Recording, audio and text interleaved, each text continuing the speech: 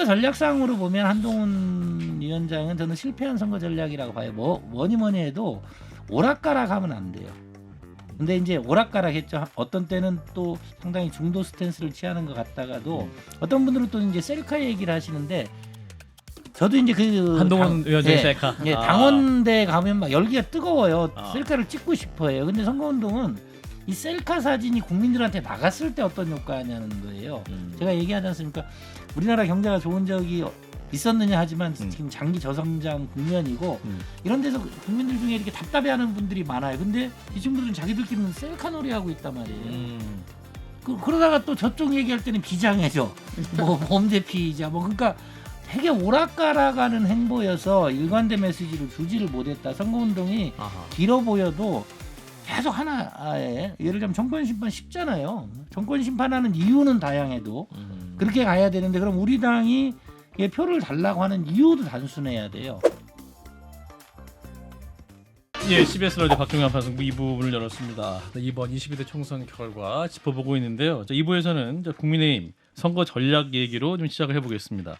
아까 이제 잠깐 말씀하셨습니다만 이게 선거 전략 자체가 여당의 총선 전략에 맞았느냐 이 부분을 좀 지적을 하셨는데 먼저 우리 진수희 전 장관님도 말씀하시고 김 소장님 말씀 주시죠. 저는 계속 거듭해서 말씀을 네. 드리고 있는데요. 예. 그 한동훈 위원장이 이제 선거 캠페인이나 이런 거는 뭐 직접 정하지는 않더라도 이제 최종 의사결정자였잖아요. 예. 선대 선거를 총괄하고 있었기 때문에 그 저 야당의 정권 심판론의 맞불로 2조 심판, 야당 심판 그거는 정말 패착이었고 아주 영어로 하면 스토핏 한 전략. 수투피드. 예, 제가 듣기 쉽게 말씀드려요. 스투피드. 네네네. 예. 그래서 사실은 어떻게 여당이 심판론을 들고 나오는 게 있을 수가 없잖아요. 그러면 국민들이 생각하기에 아니 너네는 뭐 잘했다고 너네들이 심판받아야 되는데 걷다 대고 누구를 심판하겠다는 거냐 심판할 자격이냐 이러고 나올 그 확률 공산이 크기 때문에 저는 심판론으로 맞불을 놓는 거는 대단히 그 어리석은 전략이었다. 그래도 일각에서는 한동훈 위원장이 그나마 잘 막았기 때문에 네. 200석을 막았다. 아 그거는 그거랑 상관이 별로 아니다. 없는 제가 별로 동의 안 하시는데. 어쨌든 예, 송학석 의원님. 예. 네. 뭐 아까도 말씀해 주셨지만 예. 그 2조 심판론으로 맞불 놓는 것은 정말로 잘못된 거죠. 물론 근데 또 이것 이외에 쓸 수 있는 것도 저는 없었다라고 생각합니다. 아니 왜냐하면요, 그걸로 맞불을 놓으면 지지층들은 속이 후련할 수 있어요. 네. 그런데 선거라는 게 지지층이 아니라 중도층이 키를 쥐고 있는 게 선거인데. 그러니까 이제 그렇게 하려면 예. 저희가 잘못했습니다라고 해야 그쵸. 되는 거잖아요. 예. 그러면은 한동훈 비대위원장 입장에서는 아니 뭐 본인도 직전까지 내각에 있으니까 뭐 저도 잘못한 게 있습니다. 이런 게 포함돼 있겠지만 예. 결국은 윤석열 대통령이 잘못했습니다. 이런 말이잖아요. 윤석열 대통령이 손가락질을 하는 것은 아니지만. 예. 그런데 아마 중간에 이런 표현이 나왔다가 한번 살짝 꼬인 적이 있었을 겁니다. 바로 다음 날 말을 조금. 아 내가 무슨 책임이냐 뭐 이러다가. 네. 그러지 않겠습니까? 그러니까 결국 용산의 가이드라인인 거죠. 할 수 있는 폭이라고 하는 것이 예. 없었다라고 하는 거죠. 읍소 전략하고 옥기술 혐의고 우리가 반성하겠습니다. 우리가 잘못하겠습니다. 잘못했습니다. 그러나 우리는 아직도 이런 의지가 있고 이렇게 해보려고 합니다. 예. 라고 하는 걸로 이렇게 달래줘야 되는데 이 용산에서는 그게 용납될 그러니까 수 없어서. 저희가 아까 민생 네. 플러스 읍소 네. 이렇게 가면서 우리 아직 3년이 남았기 때문에 일을 할 수 있는 의석 정도는 우리한테 좀 주십시오. 이렇게 민생과 읍소 전략으로 가야 그나마 막 불붙고 있는 그 정권 심판론을 조금 재울 수 있었는데. 죽이는 이 효과가 있었을 텐데 더 막 불타오르게 만든. 전 정권 심판론은 일단 뭐 대통령 윤석열 대통령이 전면에 등장하면서 불을 질렀다. 이게 가장 본질적인 이유라고 생각하고 말씀하신 대로 기술적인 측면에서 한동훈 위원장의 메시지 관리도 잘못됐다라고 보는데 예. 한동훈 위원장이 자꾸 처음부터 운동권 청산론 그다음에 2조 심판론으로 나온 거는 그냥 제 추정인데 개인적 경험이 좀 많이 반영된 게 아닌가. 개인적 경험이 나오면 예, 문재인 정부 때 법무부 장관, 문재인 정부 때 이제 그 검사로 계속 있었잖아요. 예. 4번이나 좌천이 되잖아요. 예. 그래서 문재인 정부 인사들이나 이재명 민주당 대표는 인사들이나 거악이에요. 그냥 자기를 아. 계속 짓누르는. 아하. 그래서 본인은 그걸 뚫고 나가야 되는, 심판해야 되는 거기에 대한 트라우마가 반영된 건데 국민들이 볼 때 이재명 대표는 한동훈 위원장에게는 이재명 대표가 거악일 수 있지만 국민들이 볼 때는 이재명 대표는 물론 사법 리스크가 있지만 매주 법원에 2, 3회씩 가는 저건 좀 심한 거 아니야? 라는 모습으로 보이거든요. 근데 그 개인적 이미지와 국민들 보는 이미지를 혼동했기 때문에 예. 계속 심판론을 얘기한 거 아닌가. 더구나 또 심판론을 얘기할 때 국민들은 보면 한동훈 위원장이 묻습니다. 위원장님 뒤에 있는 분이 있잖아요. 그분에 대해서는 왜 말을 안 하시고 왜 야권만 심판한다고 하십니까? 그러면 할 말이 없는 거예요. 그래서 물론 뒤에 있는 분이 안 나타나셨으면 그게 될 텐데 예. 뭐 자연스럽게 전면에 등장을 하게 되잖아요. 그러니까 그거는 한동훈 위원장의 이 심판론이 전혀 먹히지 않았다라고 예. 생각을 합니다. 김장수 소장님. 저는 사실 이번 윤석열 정부에 대한 평가도 있지만 선거운동 측면에서 보면 민주당은 공천 과정만 빼고 상당히 성공적이었어요. 선거운동 과정이 보면 제가 특히 이제 주목하는 게 김어준 TV의 역할입니다. 김어준 TV 매일 시청자가 150만 명 정도 되거든요. 이게 지역구당 보면 한 5천 명 정도 되는 거예요. 거기서 초반 여론조사의 거의 4분의 1 정도를 김어준 TV에서 합니다. 그러면서 이제 대세론 선거에서 참패로는 되게 안 좋아요. 예를 들자면 누가 뭐 서울대 떨어졌다 이러면 사람들이 이유를 자꾸 찾아요. 제가 공부를 못한 이유. 그러니까 선거를 이긴다 그러면 이유를 안 찾아요. 윤석열 그때 선거 이긴다 할 때는 윤석열 책임론이 별로 안 나와요. 선거 진다 그러면 윤석열이 잘못했네, 한동훈이 잘못했다면 네 분으로 가는데 그렇죠. 민주당은 이제 단일 대우를 형성했어요. 그리고 선거를 잘 하시는 분들이에요. 그러니까 경험. 뭐 이해찬, 뭐 김부겸, 이재명, 김어준, 유시민, 조국, 문재인 대통령까지 이게 김어준 TV를 통해서 단일의 목소리를 내요. 그리고 그게 유권자한테 바로 전달되는 구조예요. 한판승부 아무 역할을 못했습니다. 예, 아무튼 계속해 주세요. 그에 반해서 선거 전략상으로 보면 한동훈 위원장은 저는 실패한 선거 전략이라고 봐요. 뭐니 해도 오락가락하면 안 돼요. 근데 이제 오락가락했죠. 어떤 때는 또 상당히 중도 스탠스를 취하는 것 같다가도 어떤 분들은 또 이제 셀카 얘기를 하시는데 저도 이제 그 한동훈 위원장의 셀카. 예, 당원대 가면 막 열기가 뜨거워요. 셀카를 찍고 싶어해요. 근데 선거운동은 이 셀카 사진이 국민들한테 나갔을 때 어떤 효과냐는 거예요. 제가 얘기하지 않습니까? 우리나라 경제가 좋은 적이 있었느냐 하지만 지금 장기 저성장 국면이고 이런 데서 국민들 중에 이렇게 답답해하는 분들이 많아요. 근데 이 친구들은 자기들끼리는 셀카 놀이하고 있단 말이에요.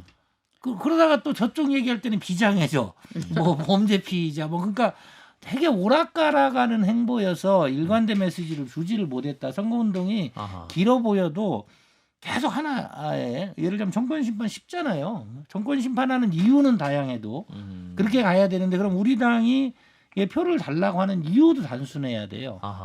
좋은 포인트네요. 예. 근데 그게 어떤 때는 우리가 잘못했다는 것 같기도 하고 어떤 때는 윤석열 대통령이 문제라는 것 같기도 하고 어떤 때는 이재명이 문제라는 것 같기도 하고 왜 우리 당한테 표를 줘야 되는지를 설득력 있게 제시하지는 못했다. 그리고 국민 정서하고도 상당히 어긋났다. 저는 이렇게 보고 있습니다. 그 이유가 저는 정치 영역 중에서 선거야말로 정말 경험이 중요한 그런 영역이라고 생각을 하거든요. 예. 근데 보세요. 민주당은 그 엄청난 선거의 달인들이 선대 위에 쫙 포진을 하면서 역할 분담도 하고 뭐 그런 거 아닙니까? 그런데 우리 쪽은 한동훈 비대위원장은 원탑인데 그 원탑 되시는 분이 선거 경험이 없죠. 전혀 없으세요.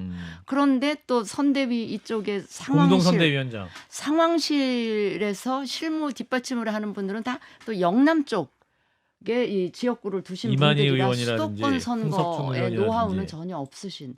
그러니까 뭐 하여튼 안 되는 조건을 다 가지고 있는 상태에서 선거를 이번에 치렀다. 저는 그렇게 봅니다. 기술적인 문제도 박 저도 실장님? 충분히 있는 것 같아요. 왜냐하면 제가 처음 시사평론을 하면서 처음 방송에서 1월 1일 날 그 얘기를 했거든요. 그러니까 그 여권 관계자가 얘기를 하더라고요. 그러니까 배 12척으로 지금 싸워야 되는데 네. 거북선 12척이 남았는데 이순신 장군을 모셔와야 되는데 유성룡을 모셔와야 했다. 지금 이 난국에 거북선으로 정말 필사적으로 써야 되는데 거북선을 타보지 못한 분을 모셔와서 이게 지휘가 될까? 사후에 백서를 썼던 분을 모셔왔어요. 예, 그러니까 그게 처음에 여권에 이제 선거를 많이 뛰어본 친구가 얘기를 하는데 저는 설득력이 있더라고요. 그래서 그 부분이 뒤에 가서는 분명히 효과가 냈고, 그러니까 메시지 혼선이나 이런 부분들. 근데 그것도 사실은 저는 지도부의 책임이라고 봐요. 왜냐하면 집권 여당이면 널리 인재를 불러서 쓸 수 있는 권한과 능력이 있잖아요. 아니 근데 더불어민주당의 선거 경험 많다고 하시지만 더불어민주당 선거했던 당이 국민의힘인데 국민의힘에도 선거 경험 있는 수많은 분이 있을 텐데 왜 이번에 못 나서셨던 겁니까? 우리 왜냐하면요. 예. 저기 민주당은 예. 현역 의원들이 컷오프 되신 분들이 많아요. 예. 그런데 당을 안 나가고 예. 이제 남아 계시면서 선대위에 포진을 하고 있었는데 예. 국민의힘은 가뜩이나 현역 숫자가 적은 데다가 그 특검법 때문에 그랬는지 하여튼 현역 의원이 거의 살아서 지역구에 출마를 하고 있는 상황이어서 선대위에 풀타임으로 와서 일을 할 수 있는 상황이 아니었기 때문에 예. 뭐 그런 차이가 있을 수밖에 없지 않았나. 그렇군요. 아까 이제 우리 김장수 소장님이 어떤 선거 메시지의 일관성에 통일성이 없었다. 그리고 국민들에게 확 다가가지 않았다. 이 부분을 말씀하셨는데 누가 정합니까? 선대위원장이 그렇죠. 혼자 정하는 거 아니지 않을까요? 아니, 당 근데 지도부에서 이제 정하고. 왜 민주당하고 우리 당하고 이게 다른 건 사실 이제 정당의 구조가 기본적으로 예. 달라요. 우리 당은 어떤 면에서 이제 외인 부대 정당이에요. 그러니까 윤석열 대통령 우리 당과 별로 관계가 없는 분이잖아요. 근데 예. 민주당은 이해찬 대표서부터 얘기를 하면 이게 운동권들이 이제 주류를 형성을 해요. 거의 선후배도 있고 일종의 개파도 있고 이런 예. 차이가 있고요. 그러다 보니까 저 메시지를 누가 정하는 거의 다 한동훈 위원장이 정한 걸 겁니다. 아, 그런가요? 예, 그 뭐 실무자들 얘기를 뭐 이렇게 해서 하는 게 아니고 또 이제 위원장과 실무자의 물론 이제 실무자들이 의견을 내기는 하지만 뭐 어떤 사람이 가서 한동훈 위원장 보고 뭐 셀카 찍어라 이러지는 않았을 거예요. 예. 실무자가 그렇게 감이 없지는 않을 거고 이게 이제 우리 당 전당대회에서는 그렇게 해도 돼요. 근데 이제 일반 유세 현장에 가서 방송화면에 그렇게 나오는 게 저는 정서하고 너무 떨어져 있다. 국민들은 불안하거나 우리 당에 분노하고 있는데 자기들끼리 막 되게 좋단 말이에요.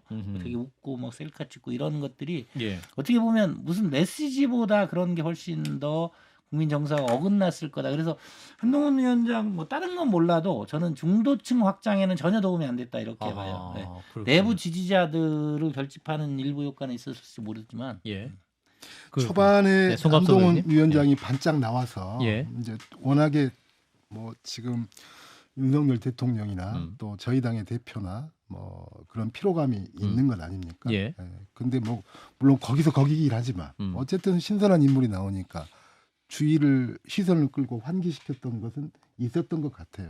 또 초반에 어느 정도 초반에. 효과도 예. 받고 예. 그다음에 대통령실도 뭐 그것이 약속대령까지는 아니었지만 어쨌든 유난 갈등도 있었고. 1차 뭐 그 갈등을 하는 과정도 뭐 제가 볼 때는 순기능으로 작용을 했던 것 예. 같고 그런데 이제 백약이 무효인 거죠. 그런 상황에서 이중섭 호주 대사. 임명해버리고 호주로 뭐 런종섭 이런 상황이 돼버리면 아하. 어떤 메시지 전략도 수립하기 힘든 이런 상황으로 가버리기 때문에 물론 이제 차근차근 보자면 뭐도 틀렸고라고 할 수 있지만 아무리 선거 경험이 많은 저희 당이다 할지라도 우리 당이 그런 상황에 취했어도 똑같이 우왕좌왕하고 혼란스러웠을 거다. 그만큼 대통령에 대한 중간평가의 성격이 큰데 대통령 자체가 전면에 나서서 그러니까 저는 2월 달에 조금 올라간 걸 보면서 대통령이 스스로 내가 이렇게 만들었다. 내가 상황을 호전시켰다라고 스스로 취했다고 저는 생각을 합니다. 그렇군요. 그러면서 이제 이런 이제 대형 사고들이 예. 쭉쭉 나왔다고. 자, 한동훈 비대위원장의 정치적 미래 요 얘기만 잠깐 하고 민주당으로 넘어가 보겠습니다. 한동훈 비대위원장 이제 대선 후보이기도 하고 현재 여론조사에 많이 나오고 있기 때문에 향후 어떻게 보십니까? 이제 아까 중도 확장성이 좀 없다라는 지적도 하셨습니다. 박 시장입니다. 저는 이번에 한동훈 위원장이 약간 인생을 살면서 큰 패배감을 느끼지 않았을까라고 생각을 해요. 물론 이전에 이전 정부에서 4번의 좌천을 당했지만 그거는 본인 입장에서는 자신의 소신을 지키다가 일어난 일이기 때문에 크게 개념치 않을 것 같아요. 예. 근데 이번은 본인이 어떤 키를 쥐고 물론 위에 더 큰 한 명이 있죠. 그렇지만 본인이 키를 쥐고 했는데 대참패를 했거든요. 이건 자존심에 큰 상처를 받습니다. 그래서 정치를 하겠다라고 얘기를 했었고 하려고도 한다고 생각해요. 그걸 개인적 관점에서 본다면 그걸 만회해야 되거든요. 그래야 자기 존재 부정이 일어나지 않죠. 자기를 인정해야 되기 때문에 저는 어떻게든 그래서 정치를 할 것이다라고 생각하는데 예. 한 1년 정도는 제가 다른 방송에서는 뭐 템플스테이 갔다 오셔서 하는 게 낫지 않겠냐. 템플스테이? 네, 이렇게 종교가 다르다고는 하더라고요. 근데 네. 일단은 안 보이는 게 낫는데 아, 그래도 본인이 여러 인터뷰에서 정치를 하겠다. 음. 계속 하겠다라고 얘기했기 때문에 음. 아 그럼 전당대회에 출마하겠구나. 근데 전당대회를 곧 안 할 것 같은데 그럼 뭐 하지? 이런 생각이 좀 들고 어쨌든 상황에 따라서라도 지금은 잠깐 일선에서 떨어져 있다가 전당대회가 없으면 사실 와서 할 공간이 없거든요. 그래서 떨어져 있다가 뒤에 내년이나 뭐 내년 늦어도 하반기에는 다시 전면에 등장하지 않을까라고 생각을 합니다. 예, 김 소장님은요? 일단 그 저는 이제 상례로 그 대통령하고 친한 분들 뭐 이런 분들이 대통령 그 다음에 한 적이 없잖아요. 예. 그리고 뭐 대통령 지지도가 상당히 높은 상황에서도 그런 것들이 불가능했는데 그리고 비대위원장 물러나고 정치에서 모멘텀 중요시하잖아요. 어떤 계기로 들어올지 그것도 쉽지는 않을 거다 이런 생각이 듭니다. 그러니까 자연스럽게 이제 차기 구도로 넘어가는데 그 사이에 사실 우리 당에 차기 훌륭한 주자들이 많이 계세요. 대선 후보. 예. 뭐 홍준표 대표도 있고 오세훈 의원도 있고 많이 있기 때문에 예. 특별한 모멘텀을 진입할 대선 후보로 진입할 모멘텀을 찾기가 쉽지는 않을 거다 그런 생각을 하고 있습니다. 예. 자, 국민의힘 얘기 여기까지 하고요. 더불어민주당 얘기 좀 해보겠습니다. 자, 이재명 대표. 사실은 굉장히 그 1월, 2월 굉장히 당에 좀 어려운 국면에 있을 때는 이재명 대표 사퇴해야 된다. 불출마 선언 왜 안 하냐 이런 목소리 굉장히 많지 않았습니까? 근데 지금 175석을 얻은 이 결과지를 바탕으로 향후 대권과 된 탄력을 받을 것이 이런 전망이 나오고 있습니다. 이 부분 어떻게 보시니 우리 송 의원님부터 말씀해 주시죠. 한국 정치가 워낙에 익사이팅해서요. 예. 앞으로 3년이 남았는데 그 3년 동안에 어떤 일이 벌어질 줄 모른다라고 생각합니다. 이제 선거가 끝났죠. 그렇습니다. 심판이 끝난 거죠. 예. 한마디로 잔치가 끝난 건데 아. 그러면 국민들은 선거 기간에 누군가를 심판할 수밖에 없었고 그래서 심판을 한 거고 그리고 나서는 일상과 생활로 돌아오는 것 아니겠습니까? 그렇죠. 그랬을 때 민생의 문제도 있고 어떤 거고 뭐 검찰 개혁을 전면에 내세우고 등장했었던 조국 신당 같은 경우도 이를테면 이렇게 생각할 수도 있겠죠. 검찰 개혁을 전면에 내세웠는데 한 달 만에 이 정도 지지를 받은 거란 말이죠. 예, 조국 신당이. 예, 조국 신당이. 그러면 우리는 검찰 개혁으로 매진한다. 글쎄요. 그게 올바른 판단일까요? 검찰 개혁이 중요하다고는 생각했겠죠. 그렇지만 언제나 검찰 개혁은 1순위가 돼야 된다라고 생각하는 국민은 저는 아주 소수일 거다라고 생각을 합니다. 그래서 예. 저는 균형감 있게 국민들의 목소리를 해석해야 된다고 생각하고 저는 그것이 정치인의 능력이라고 생각을 합니다. 이제 그런 게 이제 정치력이거든요. 예. 예. 무슨 주권자 시민 이러면서 시민 시키는 대로 합니다. 그러면은 정치가가 뭐가 필요가 있어요? 시키는 대로 그때마다 여론조사에서 하라는 대로 하면 되는 거니까. 그래서 저는 지금이야말로 어쨌든 이재명 대표나 또 우리 당은 어려운 상황을 또 한번 빠져나오면서 또 엄청난 계기를 만든 거다. 기회를 만들었으니까. 네. 그러면 이 흐름을 타고 이제 정말로 앞으로 또 4년을 절대적인 일당으로서 해나가야 되는 건데. 예. 예, 그래서 결국 뭐 검찰 개혁이든 뭐든 이러한 어떤 그 민감한 개혁적인 과제와 민생의 과제들을 굉장히 균형감 있게 좀 처리해 나가는 균형에 것이 충실하겠다. 필요하다라고 생각을 합니다. 한 가지 예를 들면 예. 우리 저희도 똑같이 빠졌던 함정인데 윤석열 대통령도 바로 그런 것 같은데 의대 정원 2,000명 확대 가지고 얼마나 초반에 국민들의 지지를 많이 받았습니까? 이걸로 재미를 많이 봤죠. 예. 근데 이것이 끌고 가면서 정치라고 하는 영역은 국민들이 생각할 때 반드시 좋아 필요해 당위적으로 필요해라고 할지라도 그것을 효과적으로 풀어나가는 능력까지를 정치가 보여줘야 되거든요. 근데 끊임없는 갈등으로 이렇게 갔을 때 결국 국민들은 지치고 피로감이 있다. 예, 피로감이 있는 거죠. 저희가 언론 개혁을 이야기할 때거나 사법 개혁을 이야기할 때 우리 당도 똑같이 빠졌던 함정이거든요. 맨 처음 시작할 때는 70%, 80%예요. 그렇지만 그것이 여야 대치가 길어지고 이러면은 결국 그것이 문제가 되거든요. 향후 네. 민주당이 완전 균형이 될 것이다. 우리 김 소장님은 이재명 대표. 저는 이제 거꾸로 이재명 대표 입장에서 뭘 할 수 있을까 이런 생각을 해봐요. 그러니까 이게 국민들한테 상당히 죄송스러운 얘기인데 예. 우리 정당 역사에서 특히 이제 최근에 올수록 민주당이 좋아서 찍었다고 하는 사람들 호남에 가서라도 물어보세요. 민주당 좋아서 찍었다는 사람들은 아마 얼마 안 될 겁니다. 영남에서도 마찬가지예요. 국민의힘 맨날 찍는 사람들이 난 국민의힘 너무 좋아서 찍어 이렇게 얘기하는 사람들은 없어요. 그런가요? 예. 그러니까 이게 이제 네거티브라고 하는 건데 나는 국민의힘이 너무 싫어하는 사람들이 민주당 찍는 거고 나는 민주당 이재명 대표 너무 싫어 하는 사람이 국민의힘을 찍어요. 그러니까 이번에 그러면 저번 대선 이후에 이재명 대표가 잘해서 나는 민주당 찍었다고 하는 사람 몇 명이나 있는가. 저는 그 면에서 윤석열 대통령에 대한 부정평가만큼이나 이재명 대표에 대한 부정평가가 높고 뭐 한동훈보다 더 호감도가 나쁘다는 여론도 있었고요. 저는 이제 윤석열 대통령 그리고 이제 또 하나 이게 부정적인 게 어느 정당도 선거에서 지고 잘해서 그 다음 선거 이긴 정당이 없어요. 예를 들자면 지방선거에 참패하고 민주당이 진영을 정말 잘 짰어. 국민 민심을 잘 반영해. 그래서 이번에 이겼어라고 얘기하는 사람 아무도 없잖아요. 우리 정치는 이제 국민들한테 되게 죄송한데 정권을 잡은 사람이 망하는 거예요. 민심을 떠나게 하고 그래서 저번에 정권 잃었던 사람들이 그 다음에 다시 잡고 그 다음 선거 또 이기는 거예요. 근데 이제 지금은 제가 이제 이재명 대표의 더 위기라고 하는 게 그거예요. 그러니까 일단 내가 먹고 살기 힘든데 집권 여당부터 때린 거예요. 야, 니들 좀 정신 차려 좀 잘해봐. 근데 이재명 대표는 이제 조국혁신당 저는 조국혁신당을 예를 들면 이런 거예요. 옛날에 친박연대 되게 희한한 당이라 그랬잖아요. 예. 특정 정당 저게 뭐 하는 당이지? 조국혁신당은 뭐 하는 당입니까? 검찰 개혁을 걸고 있는데 누가 그러더라고. 조국 복수당이다. 조국이 나한테 내가 당한 거를 김건희 여사나 대통령 너도 한번 당해봐. 그러니까 이제 그런 면에서 일종의 이제 내로남불 윤석열 정부의 내로남불을 이렇게 상징하면서 비판하고 나온 정당이에요.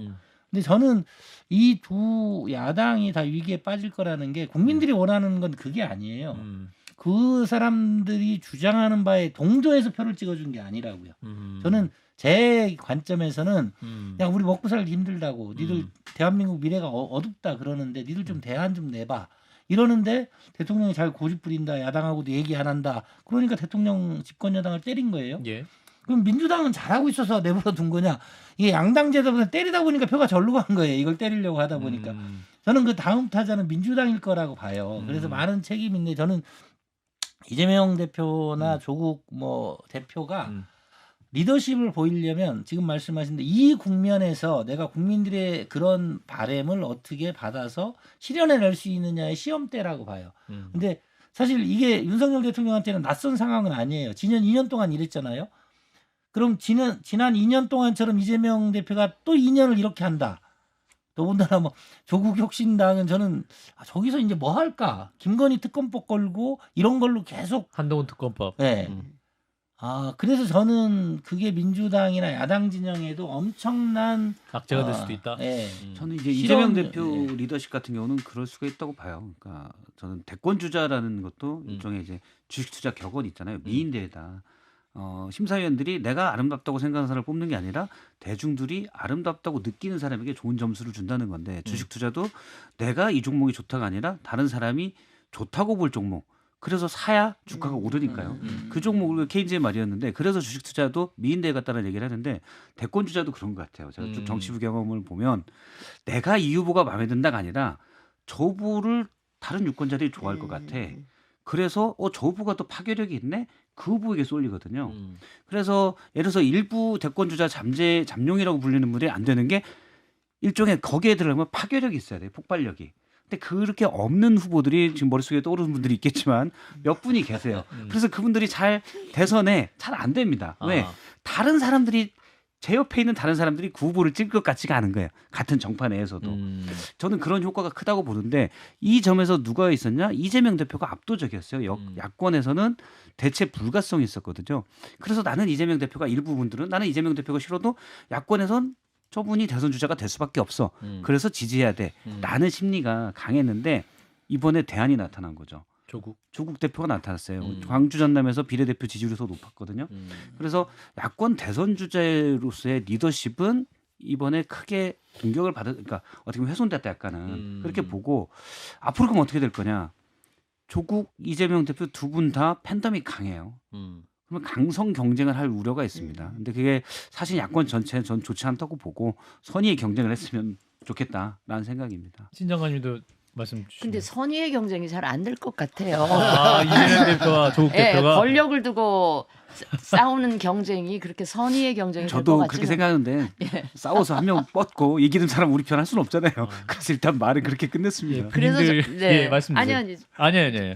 조국 그 혁신당 같은 경우는 이제 그 지금 물론 조국 혁신당이 돌풍을 일으키는 과정에서 뭐 그 한동훈 특검법을 1호 법안으로 내겠다 뭐 약간 약속 비스름하게 내놨지만 이 조국 혁신당이 앞으로 당으로서 지속성을 가지려면 그 선거 때 했던 약속에 매달려서 지금 오늘도 어디 가가지고 검찰청 앞에 검찰청 왔습니다. 앞에 대검 가서 김건희 여사 빨리 수사 이런 메시지를 안 낸다고 해서 한동훈 특검법을 1호 법안으로 안 낸다고 해서 조국 혁신당을 지지했던 분들이 나 이제 지지 안 해 이러지는 않을 것 같단 말이죠. 그러니까 좀 우선순위를 일단 정치에 나선 이상 뭐 어떤 이 사적인 보복이나 뭐 이런 정치적인 한풀이 이런 걸 좀 뛰어넘는 정치 비전, 국민을 위한 어떤 정책 과제 이런 거를의 우선순위를 놓고 좀 가시다가